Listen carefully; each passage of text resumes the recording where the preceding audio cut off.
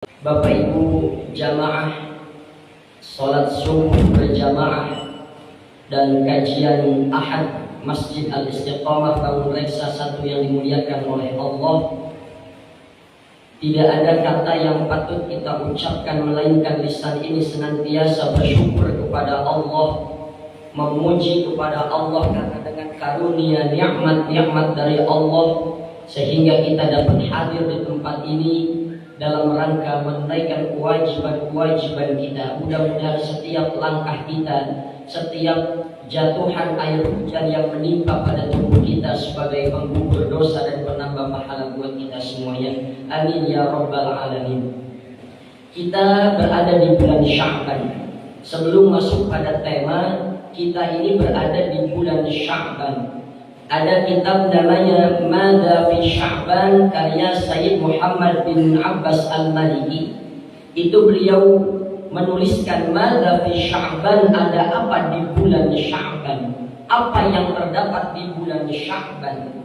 Yang pertama kata beliau, bulan Sya'ban itu adalah bulan di mana dilaporkannya amal kita setiap tahunnya. Jadi amal ibadah kita ada yang dicatat setiap hari. Itu dicatatnya dan dilaporkannya itu di waktu petang, kemudian nanti dilaporkannya lagi di waktu pagi. Maka dalam beberapa hadis-hadis yang sahih, kalau sudah datang waktu petang dan datang waktu subuh, itu malaikat-malaikat berkumpul. Malaikat penjaga malam saling bertukaran tugas dengan malaikat penjaga di waktu siang. Makanya kenapa ba'da asar atau menjelang maghrib kita diminta untuk memperbanyak beristighfar. Kemudian juga menjelang datangnya subuh kita diminta untuk terus beristighfar. Agar ketika malaikat itu bertukaran tugas, malaikat penjaga malam yang kemudian naik diganti dengan malaikat penjaga pagi, dan nanti di petang hari malaikat penjaga pagi naik kemudian diganti dengan malaikat penjaga malam. Ketika laporan kita akan dilaporkan kepada Allah, itu sudah kita hapus dengan istighfar kita kepada Allah. Makanya amalan-amalan di ba'da sholat subuh itu ada beberapa riwayat hadis. Ba'da sholat ada yang mengajarkan subhanallah wa bihamdihi subhanallahil azim astaghfirullah, subhanallah wa bihamdihi subhanallahil azim astaghfirullah. Ini Imam Al-Ghazali mengutip riwayat hadis ini. Kalau orang yang ba'da subuh membaca subhanallah wa bihamdihi subhanallahil azim astaghfirullah 100 kali, maka akan Allah mudahkan, akan Allah berkahi rezekinya. Ada juga riwayat lain, kalau ba'da subuh membaca subhanallah wa bihamdihi subhanallah wa bihamdi 100 kali, maka Allah akan ampuni segala noda dan dosanya meskipun dosa itu sebanyak buih lautan yang ada. Ada juga amalan yang dilaporkannya itu setiap seminggu 2 kali, yaitu setiap hari Senin dan hari Kamis. Maka kenapa Rasulullah berpuasa di hari Senin dan Kamis? Itu untuk menunjukkan, kata Rasulullah, agar ketika amal ibadahku dilaporkan kepada Allah, dilaporkannya aku dalam keadaan sedang berpuasa. Ada yang dilaporkannya setiap sebulan, itu pada tanggal 13, 14, 15. Makanya ada puasa Yaumul Bir, supaya ketika amal kita dilaporkan kita dalam keadaan berpuasa. Itu puasa Yaumul Bir dulu ketika Nabi Adam turun ke bumi, itu Nabi Adam itu kulitnya berubah menjadi hitam.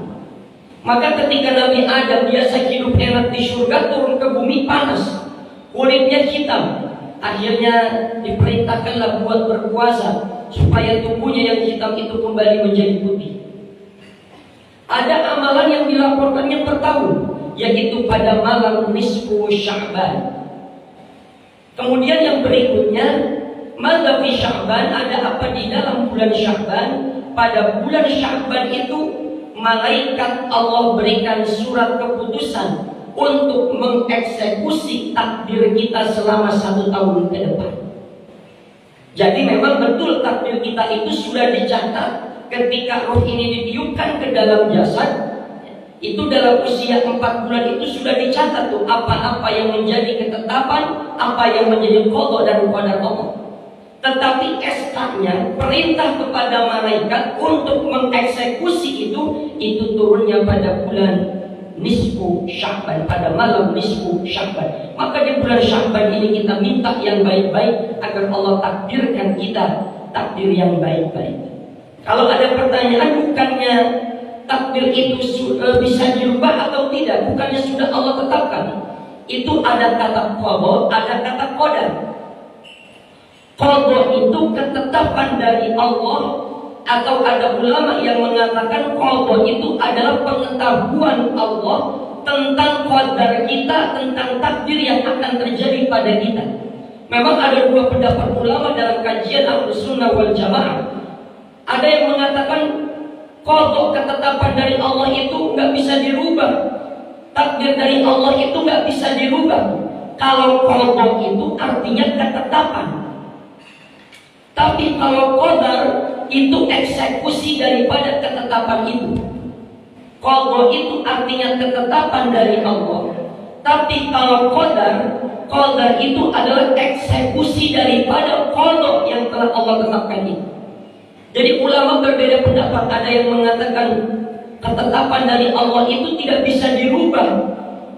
Andai kita bisa rubah dengan doa, itu karena memang qadanya begitu. Tapi ada ulama yang mengatakan qada Allah itu bisa dirubah dengan doa. Ketetapan Allah itu bisa dirubah dengan doa. Ini salah satunya diungkap dalam kitab Ad-Da wa Dawa karya Imam Ibnu Qayyim Al-Jauziyah. Ada mengatakan bahwa qada itu bisa dirubah dengan doa. Sama seperti orang yang kalau pengen bangun rumah atau bangun masjid, itu barangkali letak awalnya itu di mana kantor, di mana toilet, segala macam. Tapi ternyata pada eksekusinya, ketika akan dieksekusi, ternyata nggak pantas kalau toilet ada di sini, lalu dipindah. Meskipun ketetapan awalnya demikian, maka qada dari Allah itu menurut kebanyakan ulama bisa dirubah dengan doa-doa kita. Kemudian bulan Sya'ban itu dalam kitab beliau, bulan Sya'ban itu juga adalah bulannya bersalawat kepada Nabi. Karena ayat innallaha wa malaikatahu yusholluna 'alan nabi, ayat ini turun pada bulan Sya'ban. Maka di bulan Sya'ban juga kita diperintahkan untuk banyak-banyak bersalawat kepada Rasulullah SAW.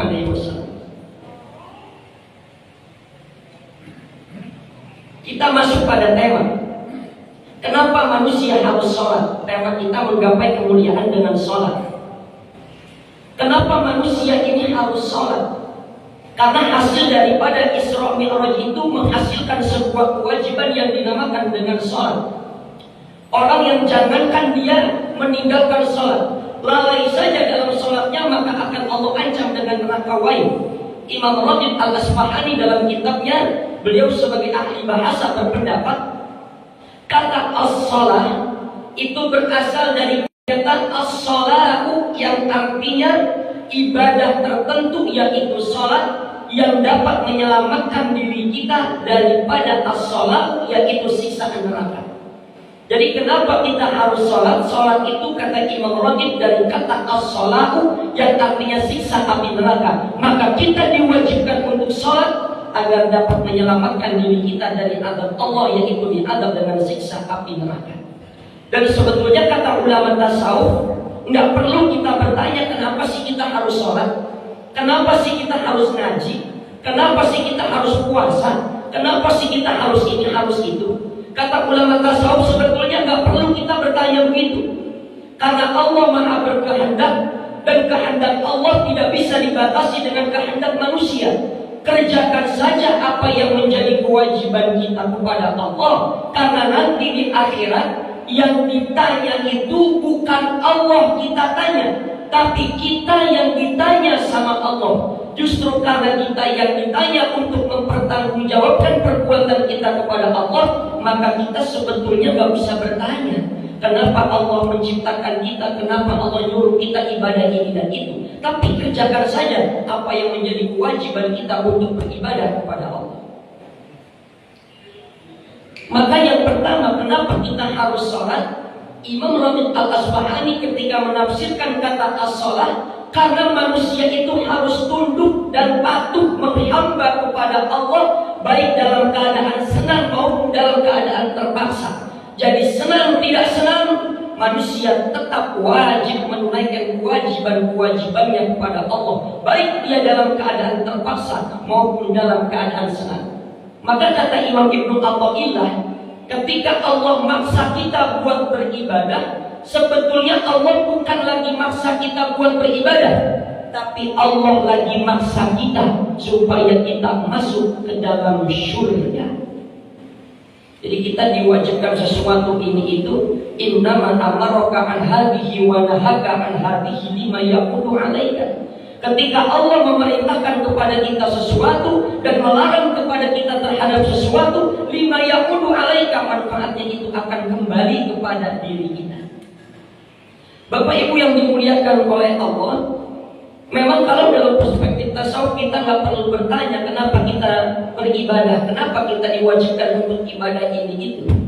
Dan sebetulnya dalam perspektif tasawuf, kalau kita beribadah karena cuma pengen dapetin surga, itu tingkatan ibadahnya orang-orang awam, tingkatan ibadahnya orang-orang umum. Beribadah pengen dapetin surga, yang padahal surga itu pun makhluk ciptaan Allah. Kita beribadah kepada Allah karena takut neraka, padahal neraka itu juga makhluk yang merupakan makhluk ciptaan Allah. Jadi dalam perspektif tasawuf, kalau kita sholat tapi karena kita pengen masuk surga, karena kita takut neraka, ya sebetulnya ini tingkatan ibadah orang-orang awam saja. Sebab surga dan neraka itu pun merupakan makhluk-makhluk Allah. Maka tingkatkan lagi ibadah kita, niatnya untuk mendapatkan keridhaan Allah. Ya kita beribadah pengen mendapatkan surga, wajar-wajar saja, karena memang ayatnya begitu. Janji Allah buat orang-orang yang beribadah kepada Allah, jannatin tajri min tahtihal anhar, ya surga yang di dalamnya terdapat banyak-banyak keindahan. Lalu mengapa Allah ketika kita beribadah, Allah menjanjikan surga, Allah mengancam dengan neraka? Allah sedang berkalam, Allah menyampaikan Al-Quran, menyampaikan ayat supaya bisa dipahami dengan kita. Sebab kebanyakan manusia dia beribadah karena ingin mengharapkan sesuatu yang Allah berikan darinya. Sama seperti kita punya anak, punya cucu, lalu kita sampaikan, nah kalau nanti kamu rajin puasa 1 bulan full, maka nanti diberikan sepeda. Akhirnya si anak ini pengen berpuasa. Selama 1 bulan full dia berpuasa. Kenapa? Supaya dibeliin sepeda. Ini kan tingkatannya puasa anak-anak, puasa orang awam. Maka ketika Al-Quran menyampaikan kepada kita, jikalau kita dijanjikan surga, dijanjikan neraka, karena berapa banyak kita mengaku hamba Allah, tetapi terkadang sifat kita masih kekanak-kanakan di hadapan Allah. Bapak Ibu yang dimuliakan oleh Allah, salat ini adalah ibadah yang menjadi pokok, menjadi tiang agama. Kalau perintah puasa cukup disampaikan oleh malaikat Jibril.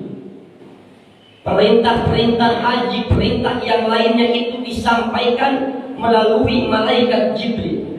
Tapi khusus perintah sholat ini, Rasulullah yang menjemput langsung perintah sholat ini, sehingga sholat ini menjadi ibadah yang wajib dikerjakan. Bahkan ayat tentang Isra Mi'raj saja, Subhanalladzi asra bi'abdihi. Saya tidak bahas secara detail ayatnya, tapi Allah menggunakan Subhanalladzi asra bi'abdihi. Maha suci Allah yang menjalankan hambanya. Tidak disebutkan bi Muhammadin, padahal yang Isra Mi'rajkan Nabi Muhammad. Tidak disebutkan bi Rasulin, tapi yang disebut bi abdihi, hamba Allah, hambaku yang telah memperjalankan hambanya. Kenapa disebut hamba Allah? Ini kata ulama-ulama tafsir untuk menunjukkan bahwa Rasulullah Shallallahu Alaihi Wasallam adalah manusia mulia yang paling menghamba kepada Allah, yang penghambaan beliau tidak bisa dikalahkan oleh siapapun. Maka manusia kalau dia ibadah taat kepada Allah, kemuliaannya melebihi kemuliaan malaikat. Tapi kalau dia zalim, durhaka, durjana, membangkang kepada Allah, dia akan lebih hina daripada hewan-hewan ternak. Itu Allah sampaikan subhanalladzi asra bi 'abdihi. Maha suci Allah yang menjalankan hambanya. Tidak disebut gelar, tidak disebut bi Muhammadin, tidak disebut bi Rasulin, tidak. Tapi bi 'abdihi berarti untuk menjadi hamba Allah, diakui sebagai hamba Allah itu tidak mudah. Kalau kita sering ngaku hamba Allah, saya ini hamba Allah, meskipun sedekah 2.000 pengennya ditulis hamba Allah. Sedekah 2.000 Pak. Beli tas yang mahal-mahal, merek Elizabeth, merek Dyer 4 juta, 5 juta. Giliran sholat pakai mukenanya yang rombeng-rombeng. Ngurusin mobil, beli oli setiap bulan 600.000, 500.000. Kemudian giliran sholat pakai peci, pecinya udah pada dekil semuanya. Ya. Boro-boro kita pengen masuk surga. Toilet aja 2.000 Pak. Bahkan 3.000 sampai 5.000 kalau di tempat-tempat wisata. Kita pengen masuk surga, banyak duit, sedekah 2.000. Ditulisnya hamba Allah. Pertanyaannya, apa Allah ngakuin kita sebagai hamba Allah? Ini dalam kitab Tanbihul Mufidin karya Imam Abu Ishaq At-Tabarani, Imam Ibrahim bin Adham. Itu ketika beliau ke toilet, beliau gak bawa uang. Karena dia bilang gak bawa uang, sama penjaga toiletnya gak boleh masuk. Akhirnya dia gak jadi ke toilet. Justru Imam Ibrahim bin Adham ini merenung, ya Allah, kalau saya gak bawa uang buat ke toilet aja gak boleh masuk, padahal itu tempat najis. Tapi karena saya gak bawa uang, saya gak boleh masuk. Apalagi kalau saya mengharapkan surga, kemudian saya beramal cuma sedikit, saya bersedekah cuma sedikit, akankah pintu surga itu terbuka buat saya dengan sedekah saya yang sedikit? Bapak Ibu yang dimuliakan oleh Allah, maka kata abdu itu berarti hamba. Kenapa tidak disebutkan di Muhammadin? Supaya kita ini sebagai manusia, kalau kita pengen diakui sebagai hamba Allah, itu kita harus betul-betul menghamba sebagaimana Rasulullah menghamba kepada Allah. Meskipun kita nggak bisa menyaingi ibadahnya Rasul. Rasulullah itu makannya sedikit, kita sedikit-sedikit makan. Rasulullah tidurnya sedikit, kita sedikit-sedikit tidur. Rasulullah itu 3 hari sampai nggak makan, itu perutnya diganjel pakai batu. Kita belum sarapan, diganjelnya itu pakai risol, pakai pastel. Udah gitu ditanya, udah makan belum? Belum makan. Kami belum kena nasi tuh. Orang Indonesia kalau belum kena nasi bilangnya belum makan.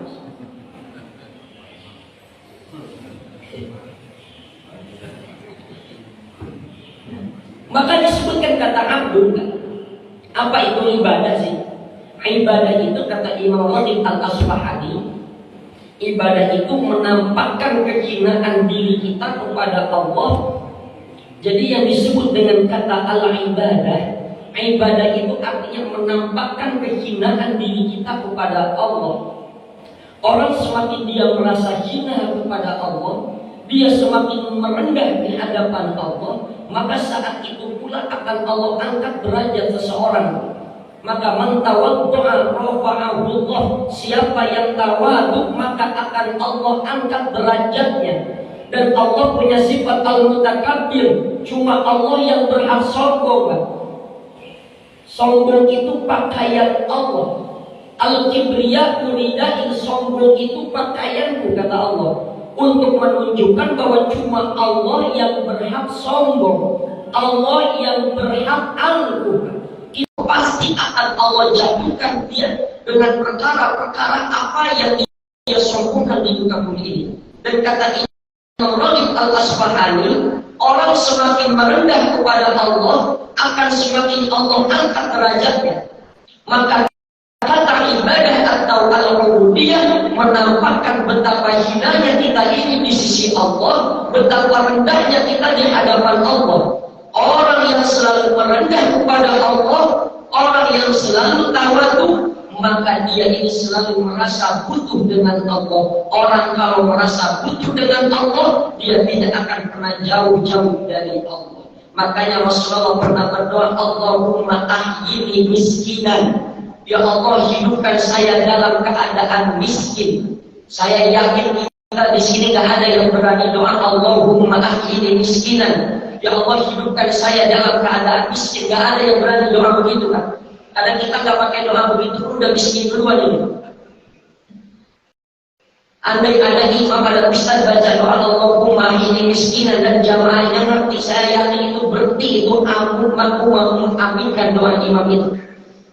Tapi dalam syarah hadis yang dimaksud dengan Allahumma ahyini miskinan, meskipun Rasulullah itu yang Allah berikan harta ketika berjuang untuk berjuang di jalan Allah, dalam syarah kata Imam Ibnu Hajar Al-Asqalani, ya, bukan berarti Rasul minta miskin. Artinya seberapapun banyak harta yang diterima oleh Rasulullah, beliau selalu berharap agar beliau itu selalu merasa miskin di hadapan Allah, sehingga beliau tidak mau jauh daripada Allah. Itu maknanya. Ya, bukan Rasulullah minta miskin, bukan, tapi maknanya supaya Rasulullah senantiasa butuh dan berdoa kepada Allah.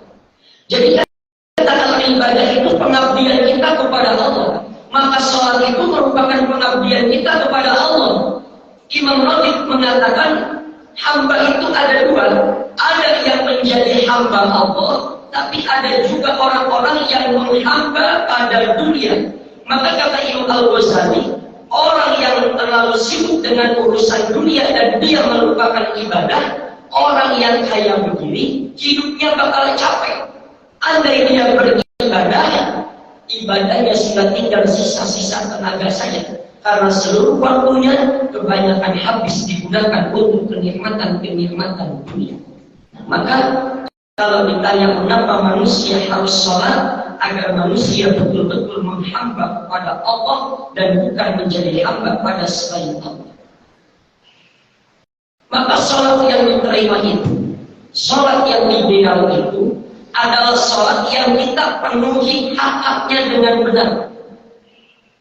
Orang-orang yang menunaikan ibadah sholat, maka itu hidupnya akan mulia.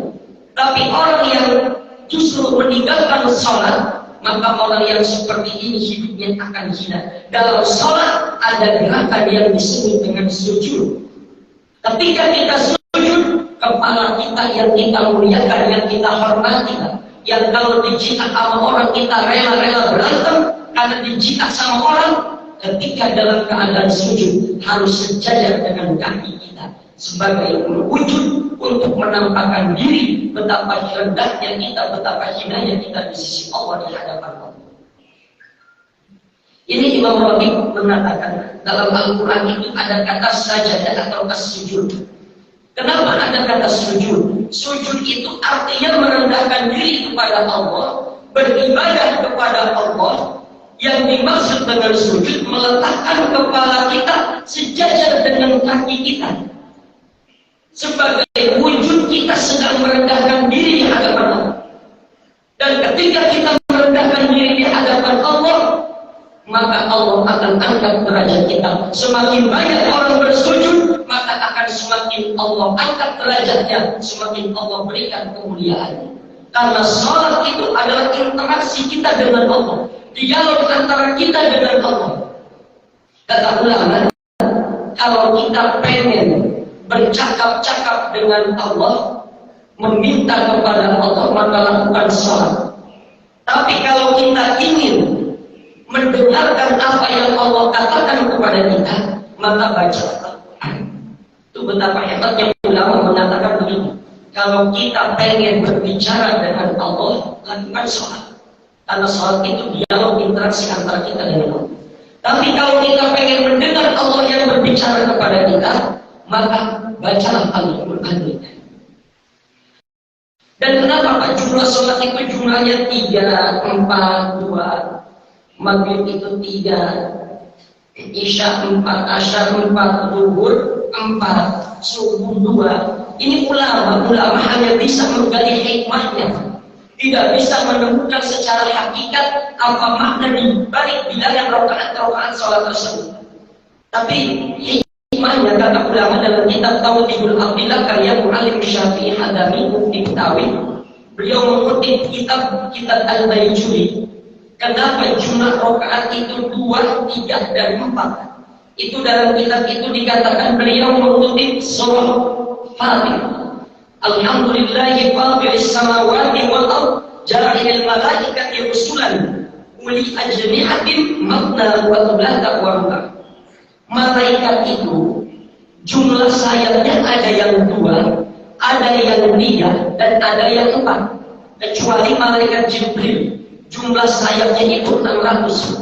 Tapi kebanyakan malaikat itu jumlah sayapnya 2, 3, dan 4. Di dalam surah Fatir ayat 1, kalau saya tidak keliru ya. Malaikat ini adalah makhluk yang mulia.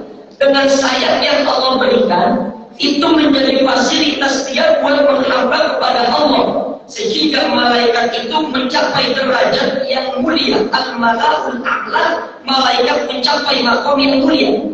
Maka manusia, supaya dia bisa hidup tetap mulia sesuai fitrahnya, dia ini harus menunaikan ibadah salat untuk mempertahankan fitrahnya, menjaga kemuliaannya sebagai manusia.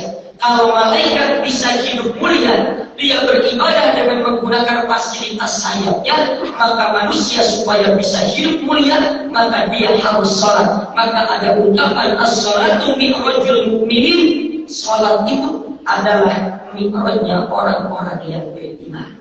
Itu hikmah dibalik kenapa bilangan rakaat sholat itu 2, 3, dan 4 selebihnya wallahu a'lam. Lalu pertanyaannya, apakah sholat kita sekarang sudah betul yakin diterima oleh Allah? Karena dalam sholat itu banyak rangkaian-rangkaian yang harus kita tunaikan.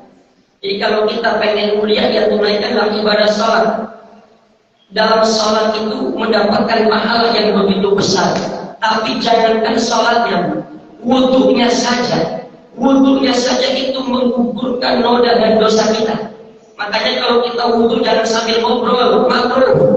Wudunya tetap sah tapi makruh. Apalagi kalau wudu sambil gibah lagi.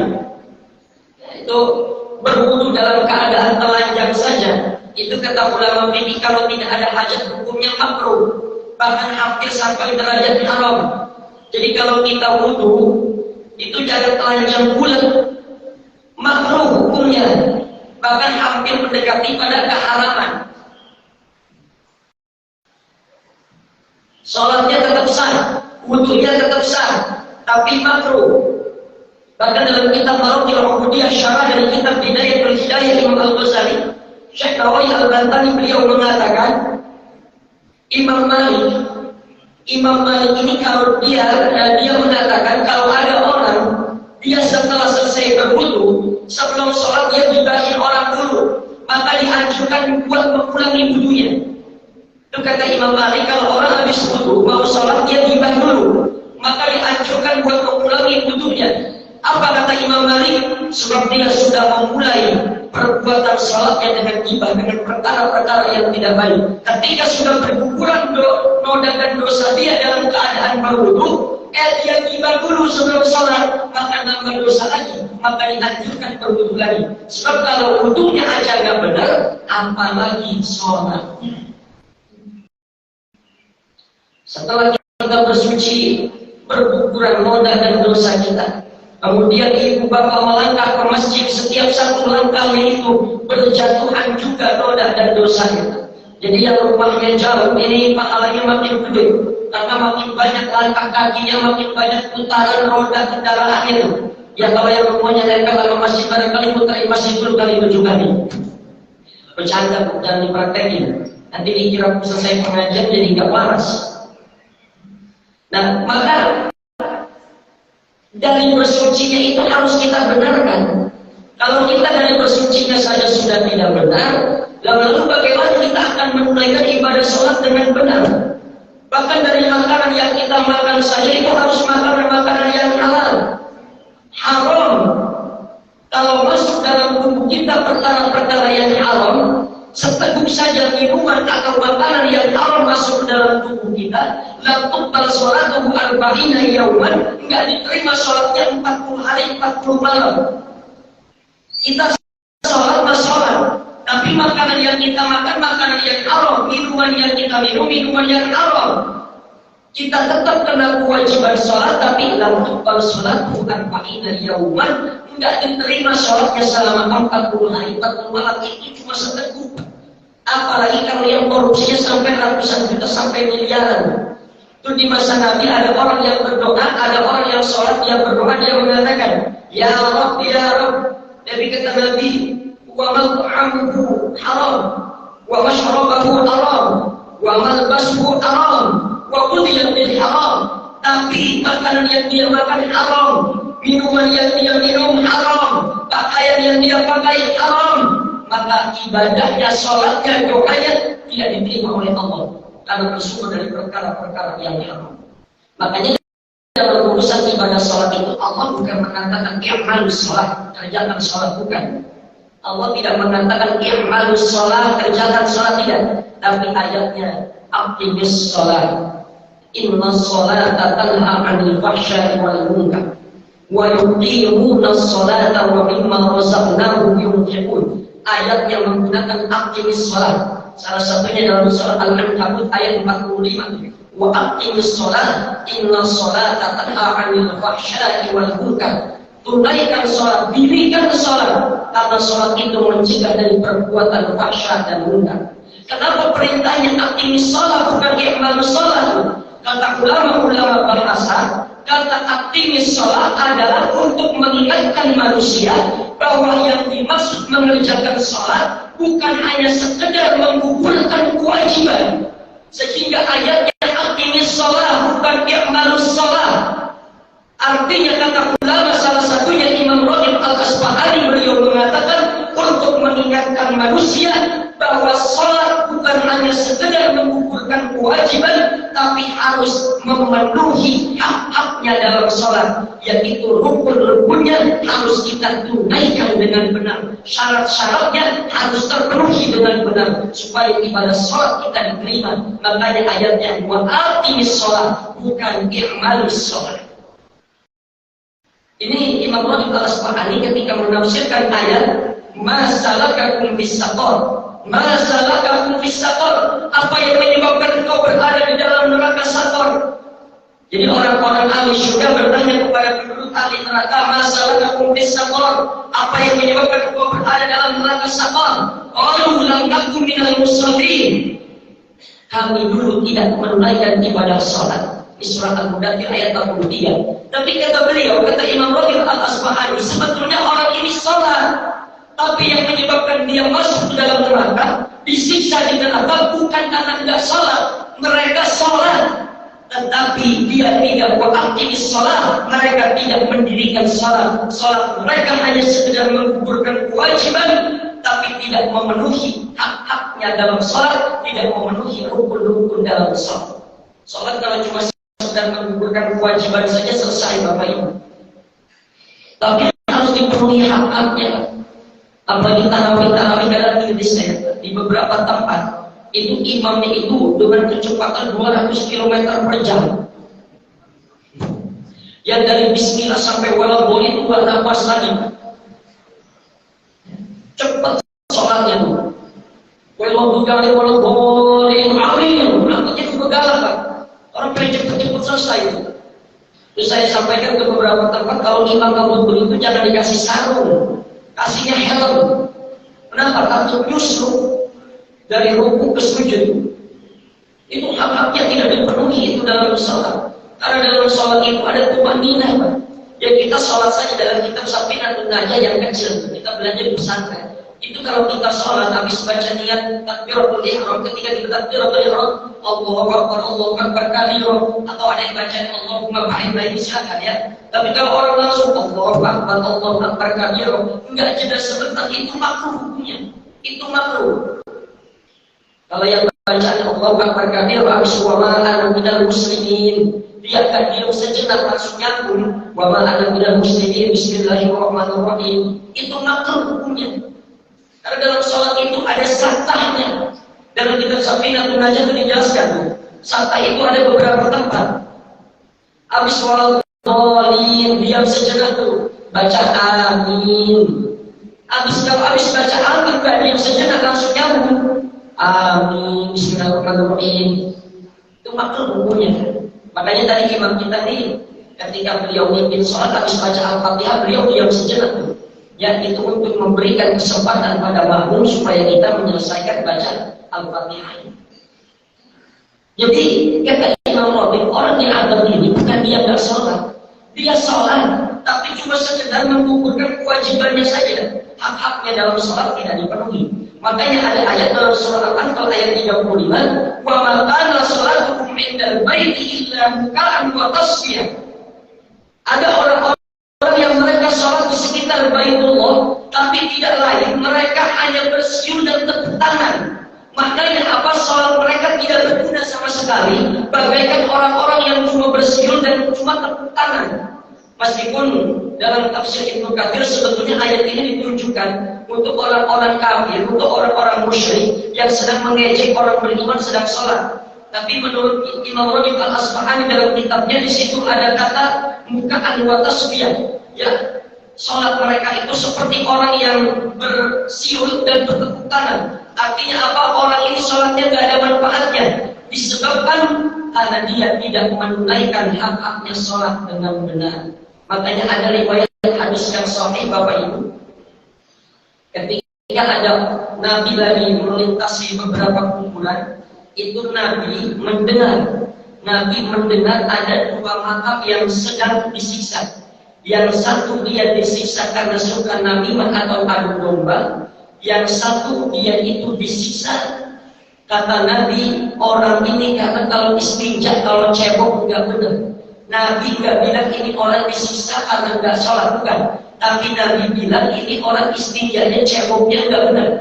Karena ceboknya nggak benar, bersucinya nggak benar, maka otomatis sholatnya nggak sah, karena dia bawa najis. Makanya Nabi simpan pelepah kurma untuk meringankan dosa orang yang sedang diadab di kubur itu. Kalau Nabi punya sifat khusus yang kita nggak bisa ikutin itu. Nabi bisa mendengar orang yang sedang diadab di kubur. Itu sifat-sifat khusus. Yang bisa mendengar yang diadab di kubur itu, yang pertama adalah Nabi, dan yang kedua adalah hewan-hewan. Jadi kalau hewan itu bisa mendengar apakah orang ini sedang diadab atau tidak, itu hewan bisa mendengar. Kalau kita hikmahnya, itu kenapa kita tidak bisa mendengar orang yang lagi diadab di kubur? Seandainya kita bisa mendengar orang itu lagi diadab kubur, kita bisa mati. Kenapa? Saking mengerikannya siksa dan adab kubur itu. Makanya Allah tidak mendengarkan kita. Makanya kalau kita lewat kubur itu kan kata ulama dianjurkan assalamualaikum ya ahlul kubur, karena mereka hidup, mereka tidak mati. Ya, beberapa pekan lalu saya pernah bahas itu, ya, mati itu hakikatnya kita pindah-pindah alam. Ketika kita ucapkan salam, mereka menjawab waalaikumsalam warahmatullahi. Cuma kita nggak dengar. Ya, kalau kita dengar, kita bisa tahu. Kalau tadi kayak jawab salam waalaikumsalam, itu mah halusinasi kita. Bapak Ibu yang dimuliakan oleh Allah, jadi sholat itu supaya betul-betul wa'aqimis sholat, supaya betul-betul mendirikan sholat, itu dimulai dari bersucinya kita harus benar. Orang diadab itu kebanyakan bukan yang enggak sholat, tetapi dia tidak memenuhi hak-haknya dalam ibadah sholat. Ustaz, kok ada orang rajin sholat tapi masih maksiat? Kok ada orang sholat tapi kok dia masih maksiat, masih suka ngomongin orang lain? Bahkan di masjid aja dia masih sempat gibah, padahal dia habis sholat. Itu sebabnya karena dia tidak wa'aqimis sholat. Sebabnya dia itu tidak mendirikan sholat, hanya mengerjakan sholat sekedar mengukur kewajibannya saja. Bahkan yang lebih bahaya kata Imam Al-Ghazali, beliau ada sebuah bab namanya tahrimul ghibah bil qalb. Tahrimul ghibah bil qalb. Haram ghibah meskipun dengan hati. Jadi ghibah itu nggak cuma dengan mulut. Kata Imam Al-Ghazali tahrimul ghibah bil qalb. Haram ghibah dengan hati saja haram. Kita gak ngomongin orang lewat mulut, tapi kadang hati kita ngomongnya beda. Ini kok kajian ujar-ujar sarapannya cuma ini. Gimana sih DKM? Ngomongnya di hati. Itu sudah ibabil qalbin. Ya. Dan maksiat batin kita kadang lebih banyak daripada maksiat zahir. Maka kalau ada orang sholat tapi dia rajin maksiat, berarti dia cuma sekedar menggugurkan kewajibannya saja, tapi tidak wa'aqimis sholat. Kata ulama tafsir kata as-sholat itu berasal dari kata silah. Asalnya wassalah yasiru silah, sesuatu yang terhubung dengan baik. Makanya ada ungkapan silaturrahim. Silaturrahim itu dikatakan bukan saat kita berjumpa dengan saudara kita, dengan orang lain, bukan. Tapi yang dimaksud silaturahim itu ketika kita berpisah dengan orang-orang yang kita cintai, ketika kita berpisah dengan orang lain, kita tetap mengingat kebaikannya, kita tetap mendoakannya, meskipun dari jauh kita tetap saling sapa. Ini namanya silaturahim. Maka kata sholat, kata salah satu ulama, berasal dari kata silah yang asalnya wasla yasilu silah, artinya hubungan yang tetap melekat, yang tetap terkoneksi dengan baik meskipun dia sudah berpisah. Maka orang-orang yang menunaikan ibadah sholat, dia akan terkoneksi dengan Allah meskipun sholatnya sudah selesai.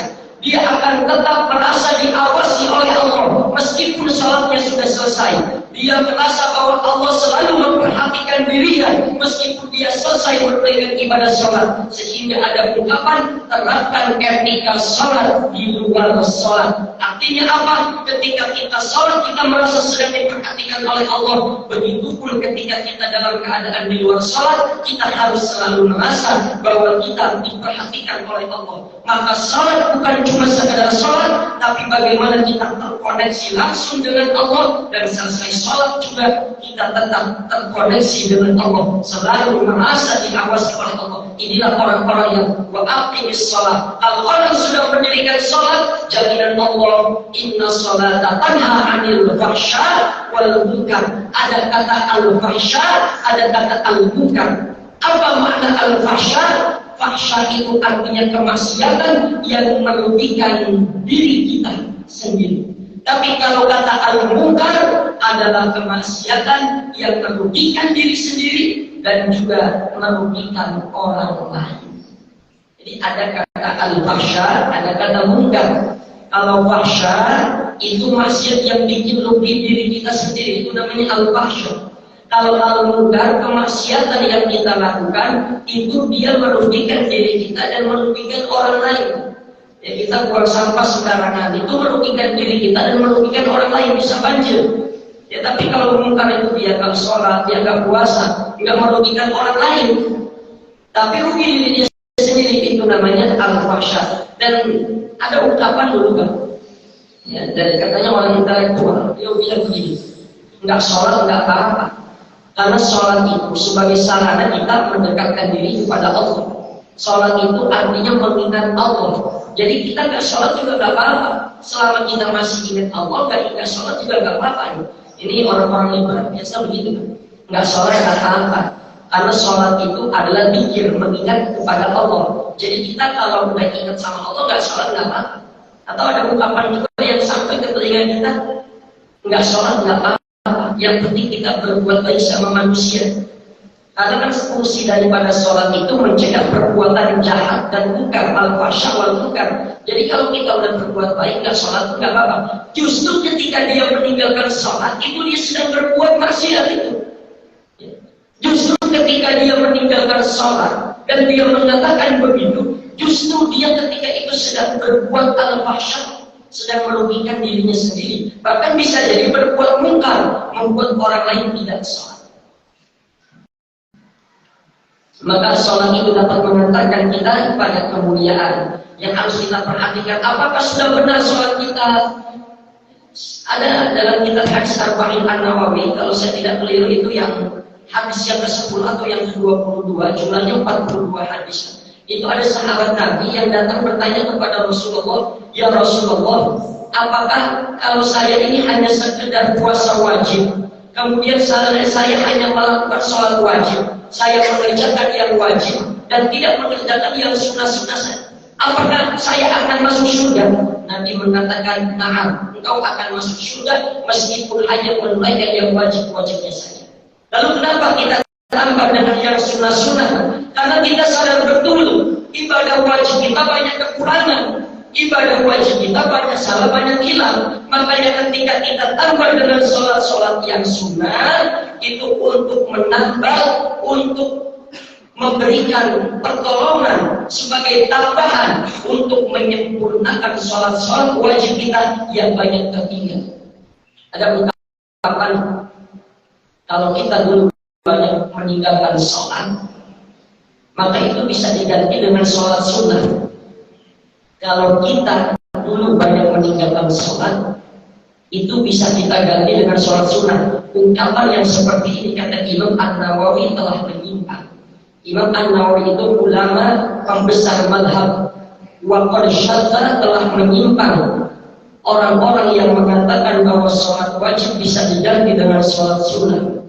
Itu sepakat jumhur ulama, sepakat jumhur ulama dari mulai Imam Hanafi, Imam Maliki, Imam Syafi'i, Imam Ahmad bin Hanbal, orang yang dulu yang banyak meninggalkan sholat wajib diqadha, wajib diganti. Dan ulama berbeda pendapat, apakah orang yang dulu banyak meninggalkan sholat wajib, apakah diterima atau tidak sholat sunnahnya?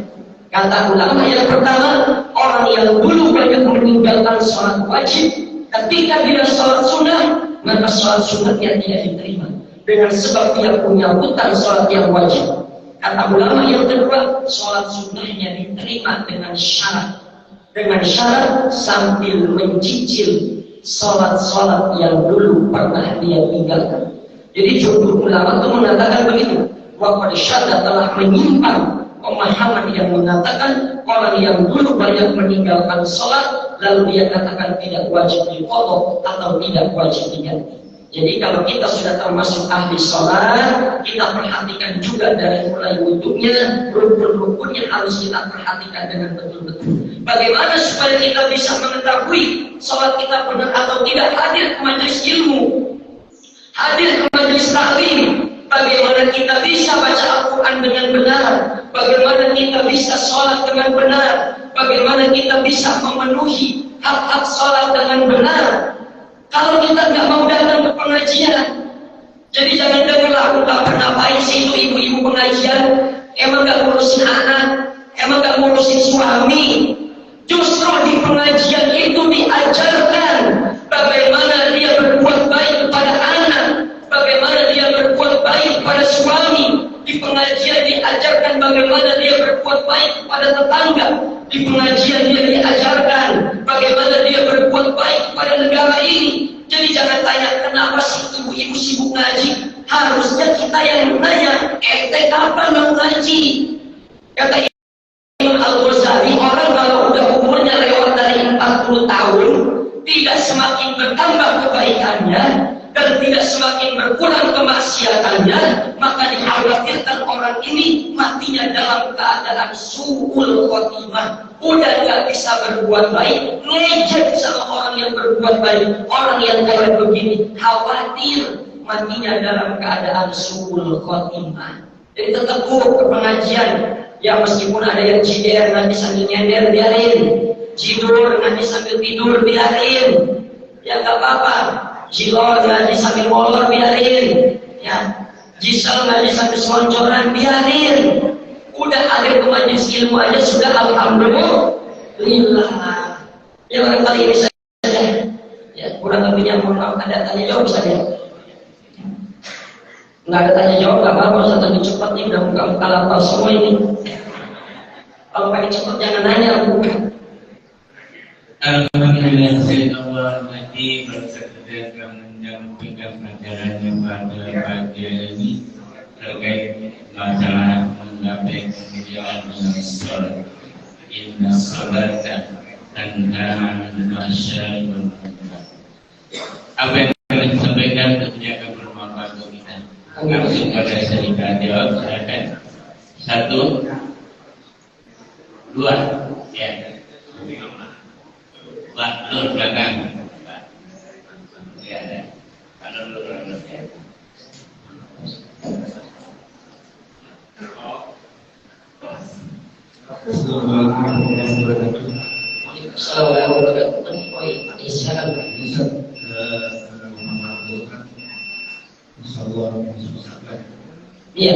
Sebagai besar para yang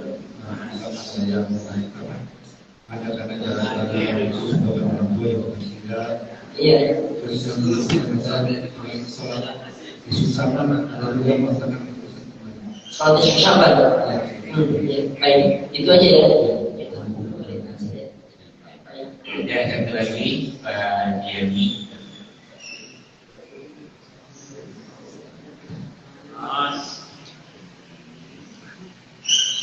Assalamualaikum warahmatullahi wabarakatuh. Waalaikumsalam warahmatullahi wabarakatuh. Iya, Ketika kita sholat, terutama sholat berjamaah, sungguhnya kita diawasi oleh malaikat dan juga malaikat ada yang sholat.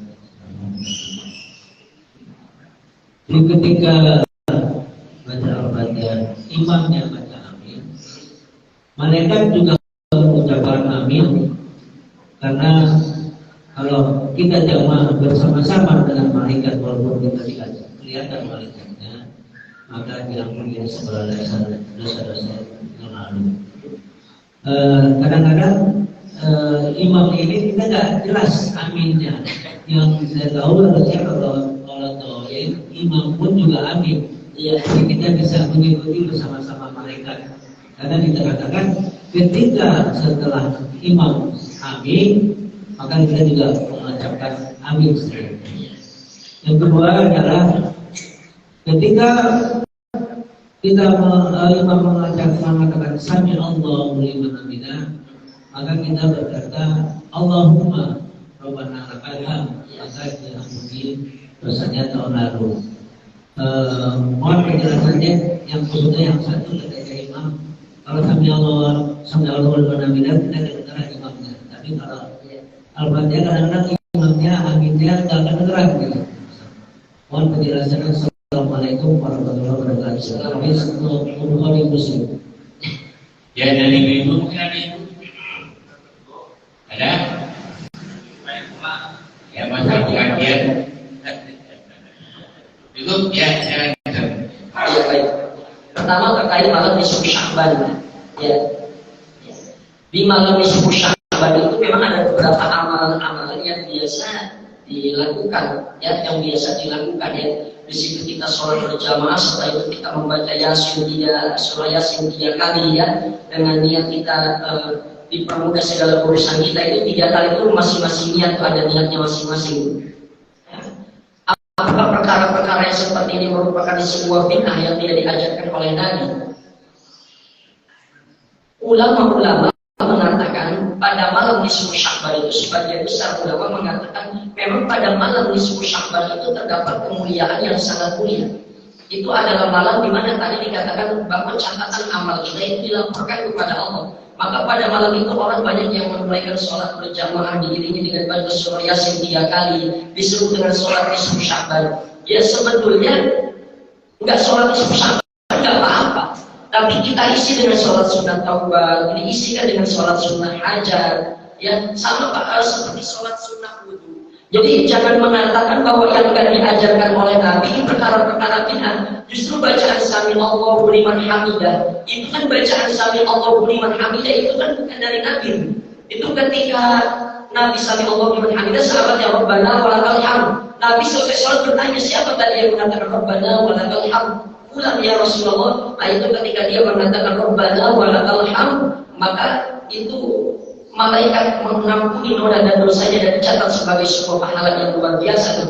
Jadi salah kalau kita mau mengartikan bahwa segala sesuatu yang tidak dilakukan oleh Nabi adalah bid'ah. Jadi pasti memang kalau disebutkan kontroversi bid'ah dan tidak bid'ah. Dan pertanyaannya mengarah kepada itu. Tapi kalau memang kenapa lalu harus di malam nisfu Sya'ban segala macam mengkhususkan ibadah? Enggak, Nabi pun mengkhususkan ibadah.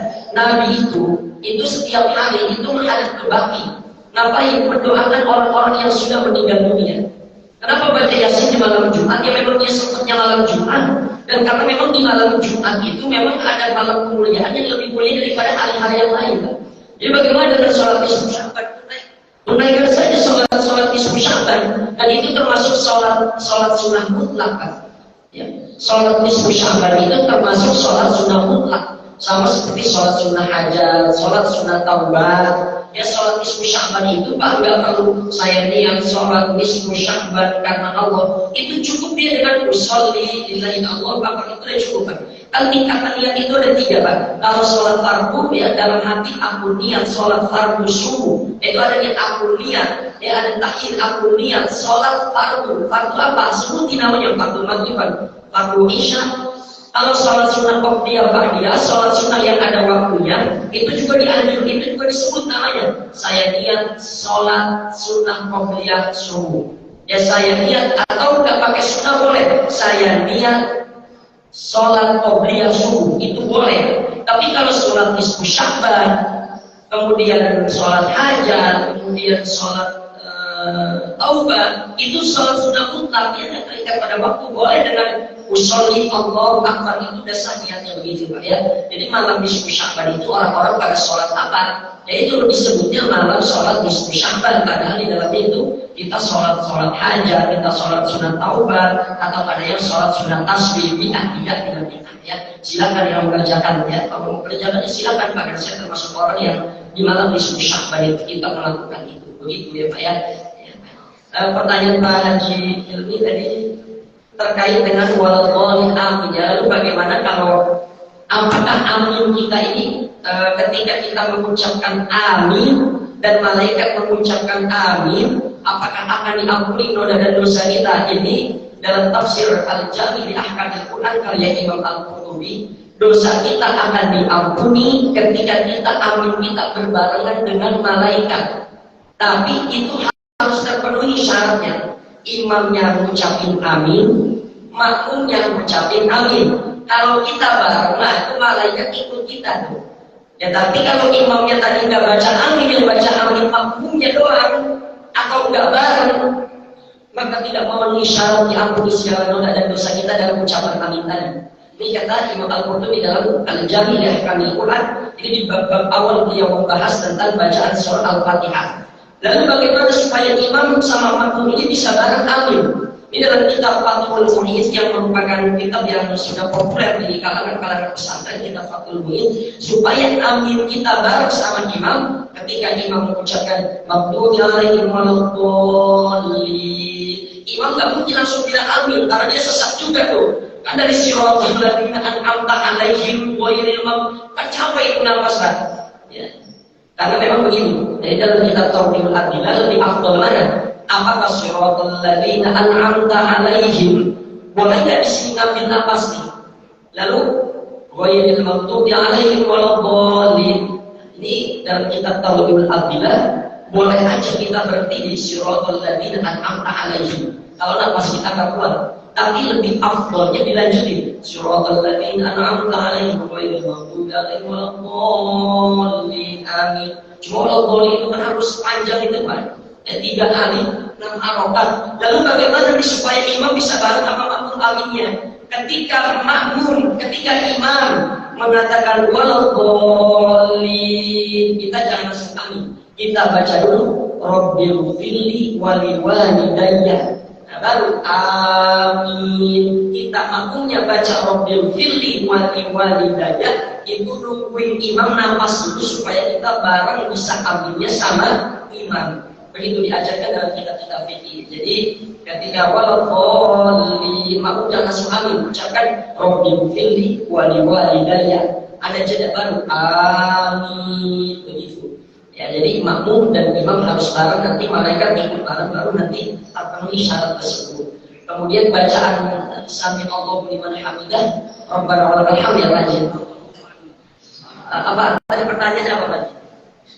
Ketika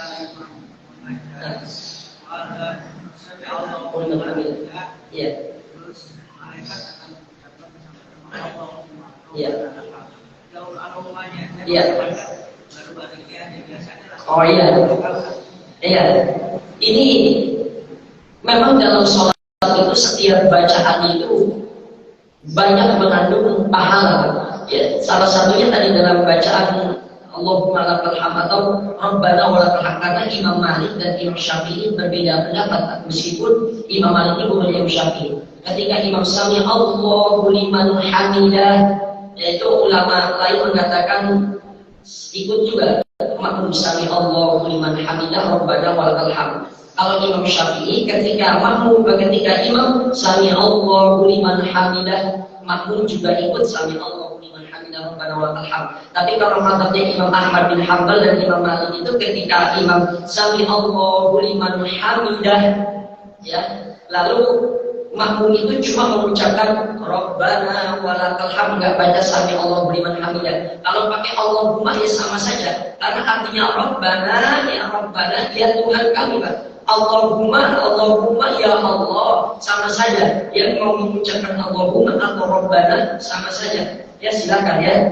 Kemudian apakah malaikat pun akan mengampuni noda dan dosa kita dalam tiap-tiap bacaan kita, Pak. Termasuk tadi Sami Allahu liman hamidah itu pun diampuni noda dan dosa kita oleh malaikat. Karena as-sholatu dzikri, salat itu adalah berzikir. Itu dalam Al-Quran, as-sholatu dzikri, salat itu adalah zikir. Namanya zikir tetapi mendapatkan pahala. Berarti setiap ucapan kita dimulai dari niatnya, dimulai dari termasuk Sami Allahu liman hamidah dan segala macamnya, itu pun dihitung sebagai sebuah pahala dan dihitung sebagai sebuah zikir kepada Allah. Meskipun bacaan Sami Allahu liman hamidah, bacaan subhana rabbiyal a'la, subhana rabbiyal azim, meskipun bacaan itu sebetulnya gak wajib. Andai kita cuma ngangkat tangan, ya gak baca Sami Allahu liman hamidah Rabbana walakal hamd, kita ruku gak baca subhana rabbiyal azim wa bihamdi, kita sujud cuma diem doang gak baca subhana rabbiyal a'la wa bihamdi, itu sah. Cuma kita kehilangan pahala zikir kita dalam sholat. Makanya kalau kita sholat, itu kan baca subhana rabbiyal a'la-nya 3 kali itu. Tapi kalau imam belum bangun juga, tambah lagi sampai imam bangun. Nggak boleh hati kita kosong dalam sholat. Imam kok belum bangun, kita baca subhana rabbiyal a'la udah lebih 3, itu tambah lagi terus. Nggak boleh pikiran kita ini kosong, Pak. Karena kalau pikiran kita kosong, kacau nanti sholatnya. Ini sejadah baru, ini kayaknya puasa kayak dari wahyu begitu. Nah itu jadi pikiran kita kacau begitu, Pak Haji ya. Cukup kali ya kalau saja. Ya silakan.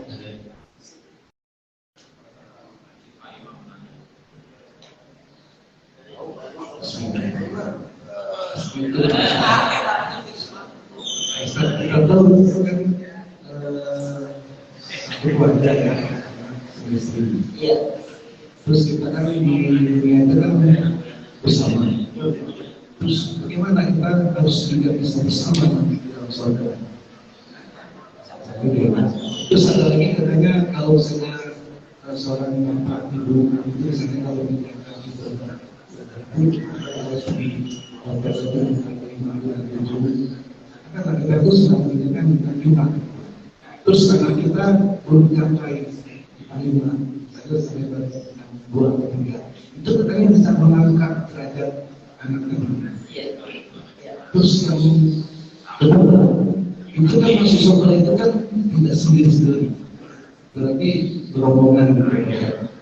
Nah katanya kalau saya mau itu sholat itu tetap masuk surga itu pokoknya harus mencari teman-teman yang soleh, yang sedikit mulai beribadah, sedikit sakit.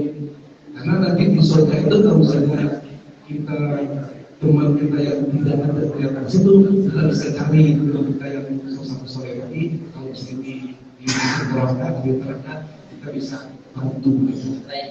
Jadi kita bagaimana supaya kita bisa bersama di surga? Ini ayatnya kaitan dengan sholat. Wa'mur ahlaka bis sholat. Wa'mur ahlaka bis sholat. Ya, setelah kita rajin sholat, wa'mur ahlaka bis sholat, perintahkan juga keluarga kita untuk sholat. Kalau kita sudah sholat, la nas'aluka rizqa, Allah gak minta rezeki dari sholat kita. Nahnu narzuquka wal aqibat perintah kok, justru nanti aku yang akan memberikan rezeki disebabkan karena ketakwaan kalian. Jadi kalau kita punya hajat, kita punya doa dalam satu rumah itu, tapi ada satu anggota keluarga yang dia sudah akil balik, tapi dia gak mau sholat dan kita diem, itu akan menghambat hajat kita dikabulkan oleh Allah, dan itu akan bisa menyeret dalam api neraka. Makanya dalam surah Yasin, wabtazul yawma ayyuhal mujrimun, berpisahlah wahai orang-orang yang berbuat kebaikan dengan orang yang berbuat jarimah, berbuat dosa. Berpisahlah kamu. Kenapa dia berpisah? Ya karena kita cuma berbuat baik dengan sendirinya saja, tapi kita tidak ajak orang lain berbuat kebaikan.